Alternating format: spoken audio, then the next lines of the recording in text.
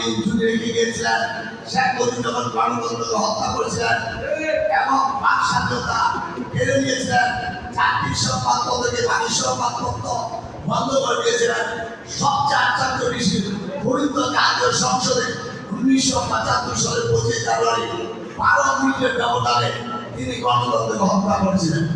জিয়াউর রহমান ক্ষমতা এসে উনি সর্বপ্রথম বাংলাদেশে সংসদে দাঁড়িয়ে বহুদলীয় গণতন্ত্র রাজনীতি চালু করলেন। উনি সকল সংবাদপত্রে স্বাধীনতা ফিরে দিলেন। আব্দুল নাসির, মামুন, হাবিব, আহমদ সবাই আজকে সাংবাদিকতা করতে পারছে। আর সেদিন জিয়াউর রহমান তলাবিহীনকে বাংলাদেশে নিয়ে আসে এক উন্নয়নশীল রাষ্ট্র হিসাবে বিশ্বের কাছে পরিচিত করেছিলেন। সেদিন জিয়াউর রহমান সংবিধানে বিসমিল্লাহির প্রায় সন্ধান করেছিলেন।